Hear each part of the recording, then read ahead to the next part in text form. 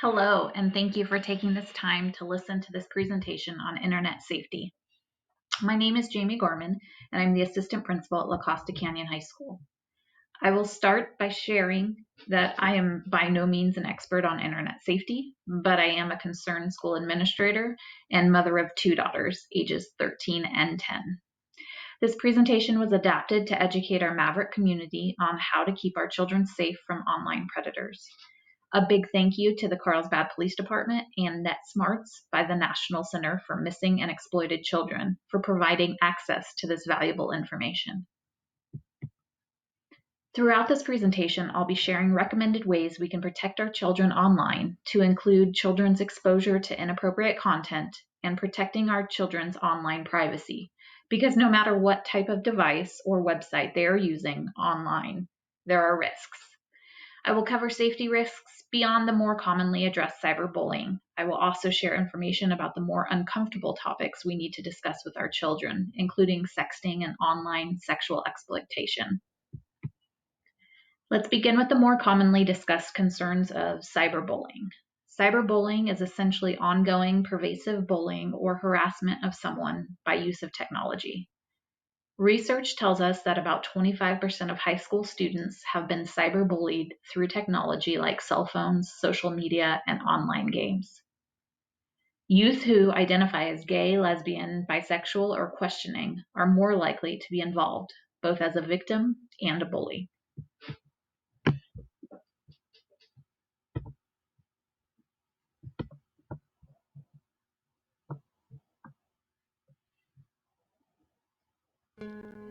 I heard about a lot of things my friends were doing online that were really mean or just plain crazy. I never thought I would do anything like that. One day my friend Pat showed me a website he made. He posted a list of girls in our school and had guys we know go on and rate them. Sort of a hot or not kind of website. I thought it was pretty funny, so I rated them too. We had a good laugh and I thought that was the end of it. The next day, everyone at school was talking about it. He had sent it out to the whole school to see. I could tell a couple of girls had been crying, and I knew it was because of what the guys had said about them and how they looked. I felt bad, but I didn't really get it until I went home that night. Turns out, the guys had put my little sister on the site too, but hid it from me because they knew I would get upset. She was crying when I got home, and she wouldn't even look at me. I would never have said those things to someone's face. I didn't even mean them. I thought it was just a joke between friends. Now Pat's suspended from school, and they might kick me out too. Once you put something online, you lose control of it. You can never get it back, and people can use it in ways you never even meant. I learned that the hard way. I wish I never saw that stupid site.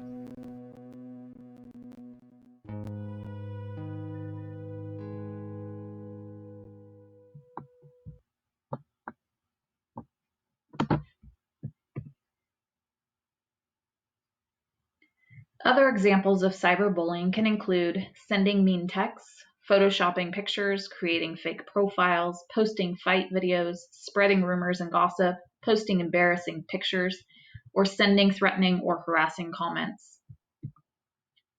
The differences between cyberbullying and bullying are that online spreads much, much faster to a wider audience and doesn't stop when your child goes home.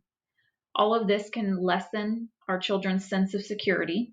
They might not feel safe at school because cyberbullies are often classmates and peers, and they may not feel safe at home because the bullying is happening 24/7 online.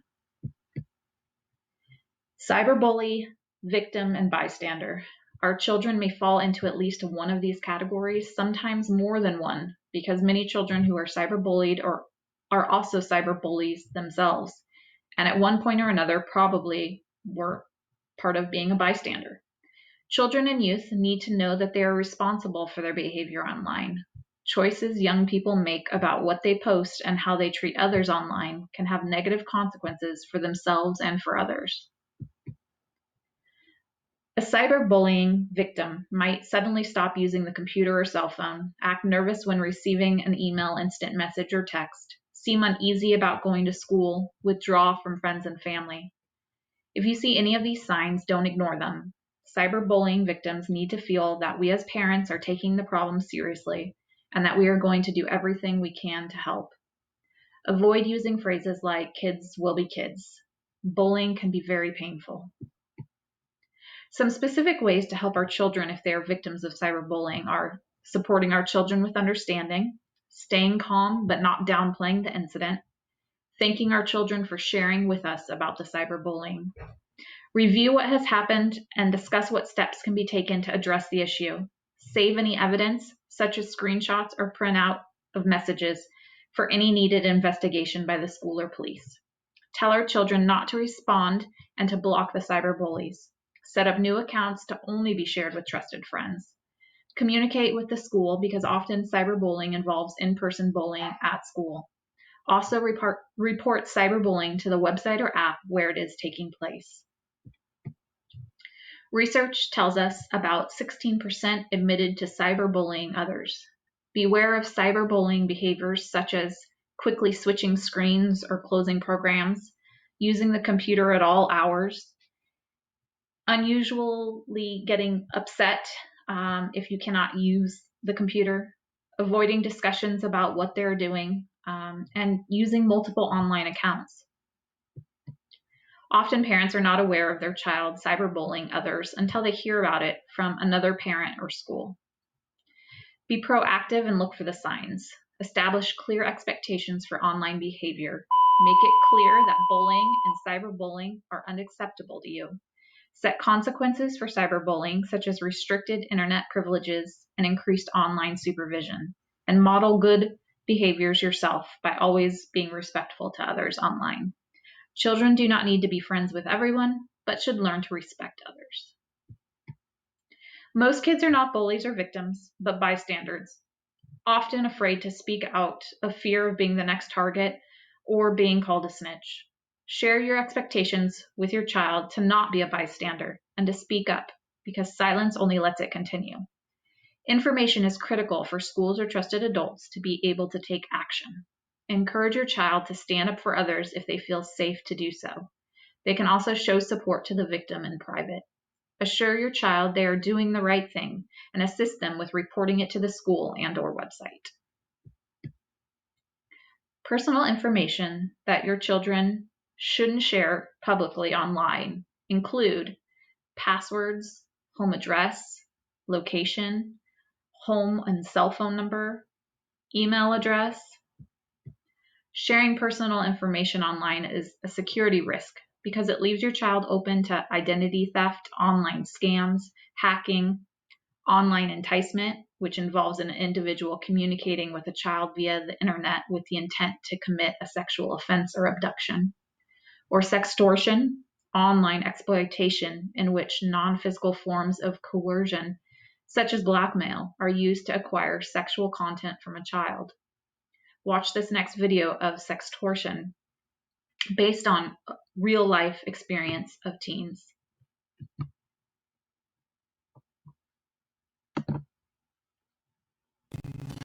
He's back. It's me. I can't stop thinking about you. I know you've been waiting for this for a while. I wanted to give you something special.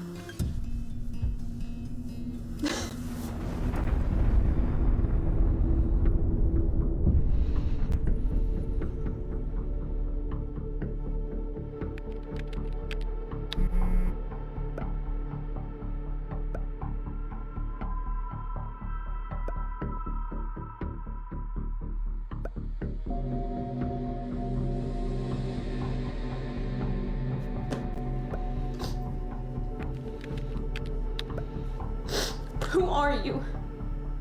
Why are you doing this?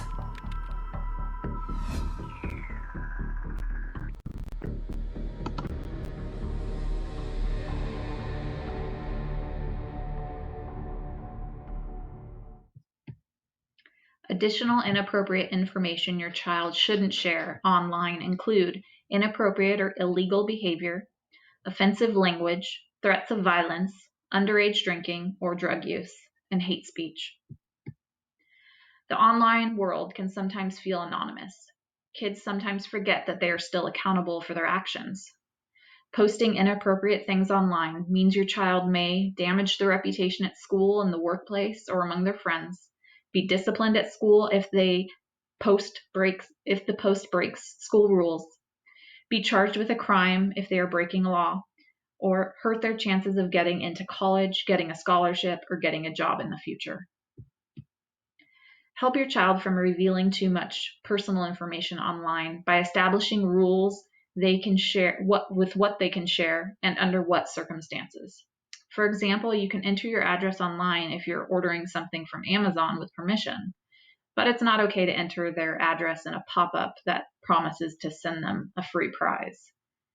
Learn about reporting options of any website and games they are using and how to report issues such as stolen passwords or hacked accounts. Check privacy settings to make sure they are using the most protective settings. Provide accurate birthday information for your child when registering for websites and apps, as some default to the most restrictive security settings for minors. For example, all Facebook accounts for anyone under 18 are not open to the public. Help your child to create strong passwords and not to share them with anyone but you. Talk to them about what type of friends you're okay with them adding to their social media accounts.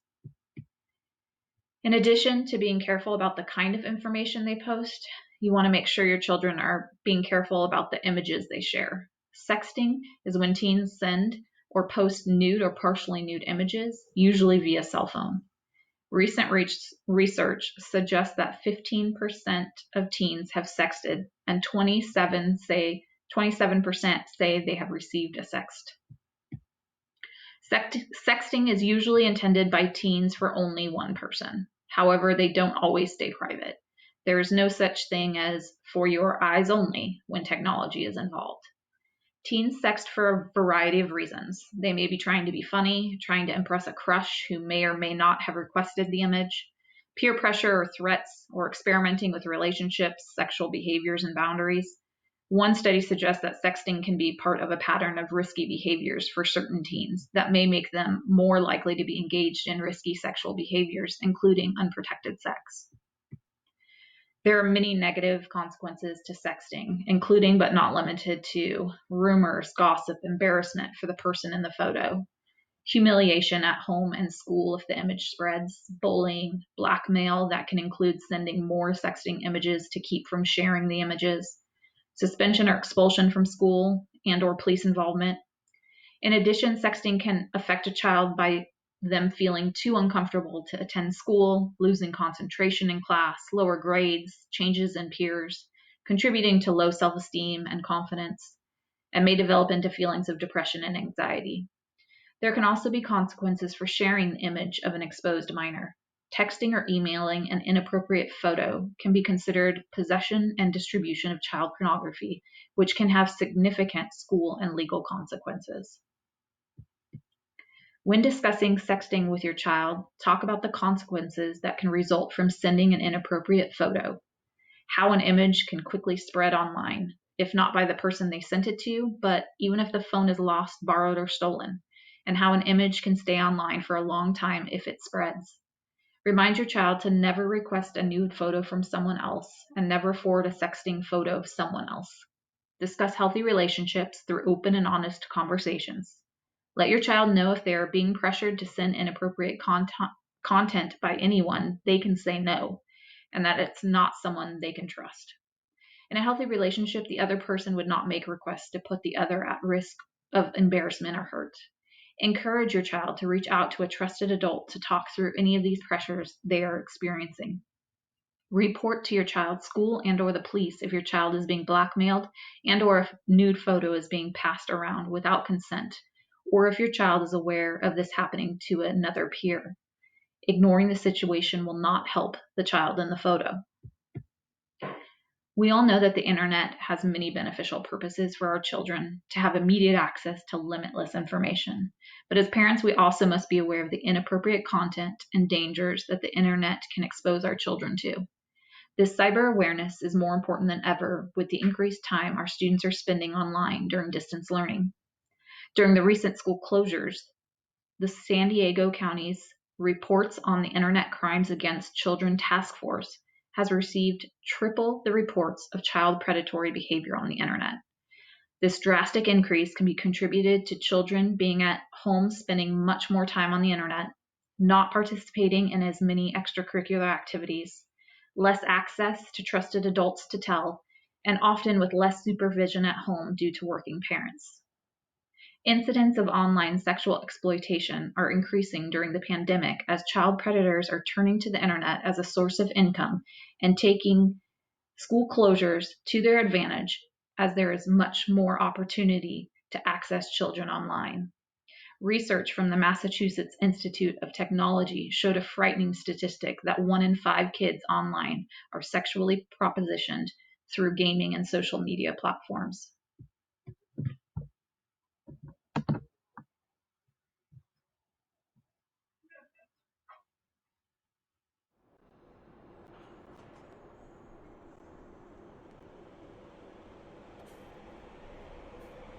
It happened to me 5 years ago. My parents were divorcing and things at school and with friends weren't too good. I felt like the world was falling down around me. That's when I met someone online. We would chat about everything in my life.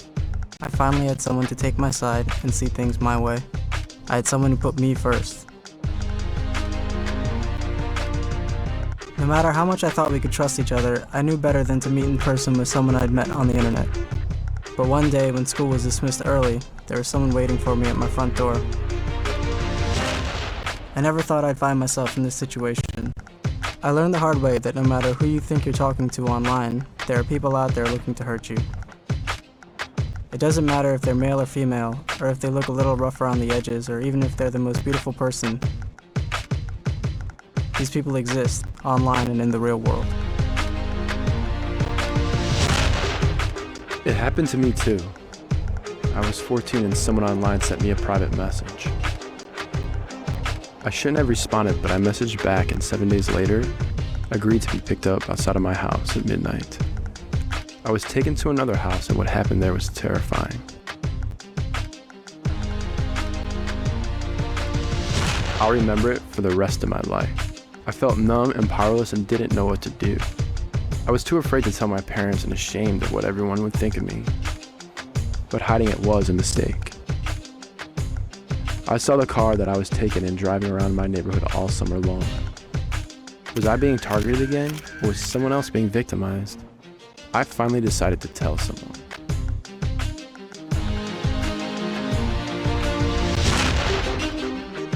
I have to live with the decision I made to trust someone I met on the internet. But the important thing is that I told someone.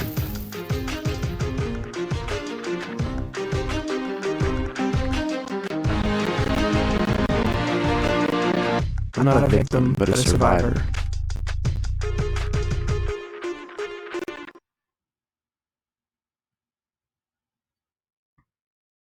The majority of sexual solicitations and aggressive solicitations occur among older teens. Most teens are solicited by their peers or young adults in a very casual way and report not being bothered by it. Many of them simply remove themselves from the situation by blocking the person who sent the inappropriate request, asking them to stop, or leaving the site. Although most teens aren't bothered by sexual solicitations, there are some that lead to dangerous online relationships with predator offenders. In these cases, the offenders begin to play on children's vulnerabilities by offering them affection and attention. This manipulative process is called grooming. The grooming often includes exploiting the child's natural curiosity, developing rapport with the child by compliments and liking their online posts, pretending to be younger, gradually introducing explicit images, using adult status to influence and control over the child, engaging child in sexual conversation or role playing, requesting or offering sexually explicit images of themselves and or offering gifts. Not all sexual exploitation involves grooming, but all inappropriate or exploitive sexual behavior needs to be addressed and reported.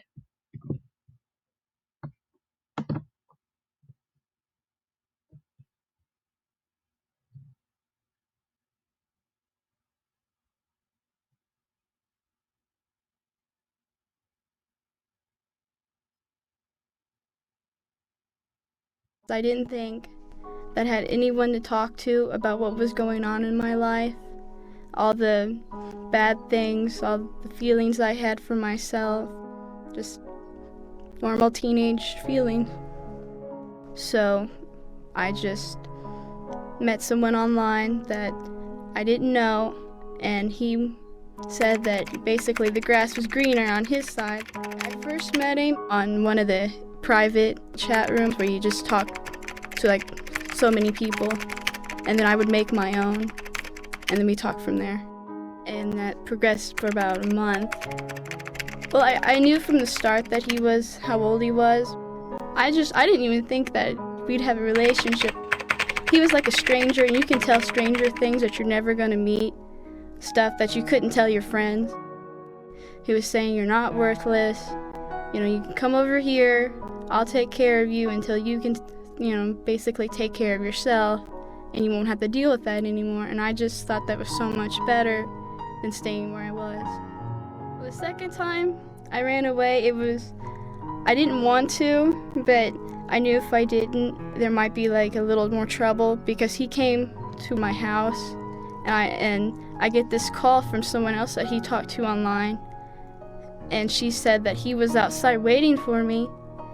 Told my mom I was gonna go out for a walk for a little while, and then I took off. I would rather went to my friends, which would have accepted, because I didn't know at the time that most of them were going through the same thing I was. I was gone it was about 2 days, and then they caught us at another bus terminal. They finally charged him with taking a minor over state lines, and he's right now sitting in prison. It was scary because he called me, because then he knew where I lived. He knew what my phone number was, so when he gets out of prison, he could just call me right back again and start this all over again. Well, he said he'd done it before, but he never got caught. So the only thing that's in my mind is, where are they at? Where were the past people that he's met before? If you say that it's not going to happen to you and you keep progressing more and more, then it's eventually going to happen to you whether you want it to or not, because you never know who that person is or what that person's capable of, because he could one day just show up, or he or she show up at your doorstep just waiting for you. When you're getting over your head, you're thinking, oh no, my parents will know what I'm doing. I can't tell them, they'll get mad, I'll get in trouble. Well, don't think of it like that.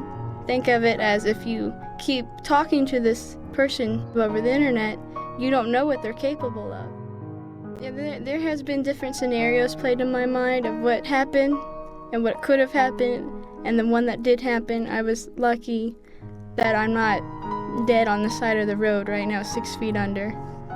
That's how I feel about it. I can't believe I did this. Why did I do that for? It's all these things. It was like a fairy tale that never happened. It's very scary.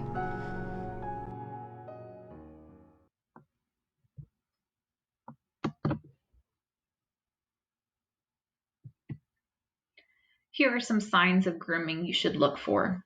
Check if your child is receiving gifts like cell phones, webcams, bus tickets, calling unknown numbers, rejecting family and friends to spend more time online, getting upset when he or she cannot get online, minimizing the screen or turning off the monitor when you come into the room. If you see any of these signs, don't ignore them. Talk to your children. Check out what they are doing online and who they are talking to. Get help immediately if you suspect something is wrong.